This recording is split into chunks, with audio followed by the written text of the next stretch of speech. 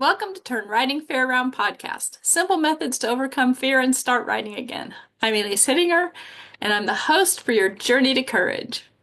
This is episode 111. Overcome the fear of being judged. Oh my gosh. From the time I was little, I I always felt so judged.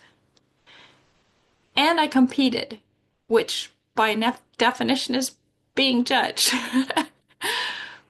But what I learned from that experience was huge. It was so bad that they would have to put Vaseline on my teeth to make me smile because I would just tense up because I was so worried about what the judges were going to think. And that carries on into life for so many of us. We just hate to feel judged. And we hate to think that we're not living up to other people's expectations, that we're disappointing somebody else.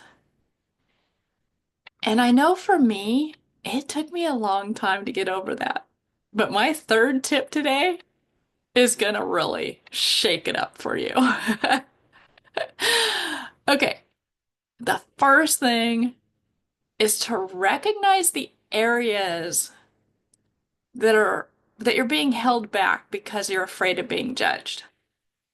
If you ride in a boarding barn, but you try and time it so that you're not there when other people ride, chances are that has something to do with feeling judged. Or if you try and go around, even when you're taking care of your horse and you try and avoid the person in the barn that has all the advice, a lot of that is just because you don't want to be judged. So really think about the areas that you're being held back because of this and find ways around it. My favorite, when I'm in a place that I have people that offer unsolicited advice and I just start feeling so judged, I put in Bluetooth earphones, not even turned on.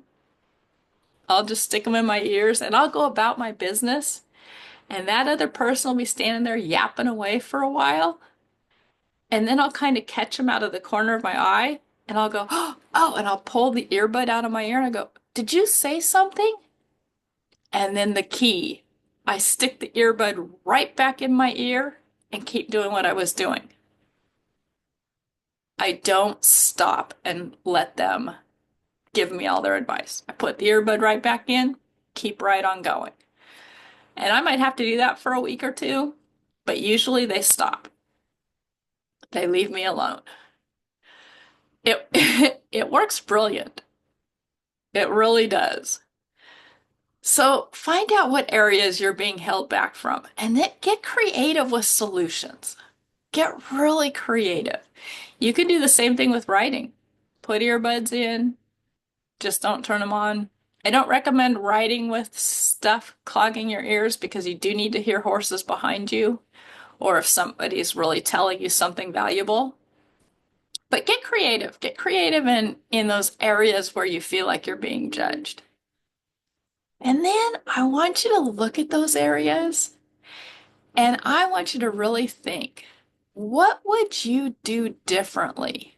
Who would you be differently if there was no judgment? And guess what? Start being that person. Start doing those things differently because the only person that matters is you. And the only animal that matters is your horse. If you need help, ask for advice by all means.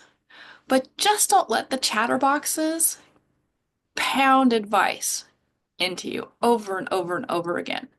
Everybody has their own opinions. And while we're on that subject, this one's really hard for me because I help people. But don't give unsolicited advice. If you see somebody doing something different than you, let it go. If they say, hey, can you help me with this? Jump in with both feet. But really practice the flip side of this. Really practice not giving unsolicited advice. Social media is a huge, huge hotbed of unsolicited advice. And you may think you're teaching somebody or helping somebody, but may not be ready to hear it. And what happens is a lot of times we have to grow on our own. And if you've got a bunch of people telling you a bunch of stuff, you don't learn. So really think about the flip side of being judged. And are you doing areas where you're judging or unsolicited advice? And really tone that down. Now, the third thing, this one is set yourself free from judgment. And this one is so powerful for me. And I'm going to give you the G-rated version, but you'll be able to picture what the real version is that I say. I do this in my head. I don't do it out loud unless you're my sister, and then I did it out loud. But you do this in your head. When you've got somebody that walks up and starts giving you that unsolicited advice or you're feeling judged, in your head, you say, good morning, Becky. I don't give a frick what you think. And you go about your business. And when you've done that a few times, good morning, Tim. I don't give a frick what you think. Just in that tone, you will start to feel it. You will start to feel like you really don't care what other people think when it is unsolicited. You just let it roll off your back. You really don't care. You don't care if they're judging you. That's their problem, not your problem. Good morning, Sam. I don't give a frick what you think. Whatever it is for you, this one works really, really, really good. Set yourself free from judgment from others. If you'd like a little help, hypnotherapy is a great way to turn off that judgment, to get over that judgment. That's a great way to have your subconscious really take over the I don't give a frick what you think. And just, you'll start to notice, wow, I didn't care what that person thought. Wow, I didn't care what that person thought. Oh man, I don't feel judged. So I'll put a link in the description below.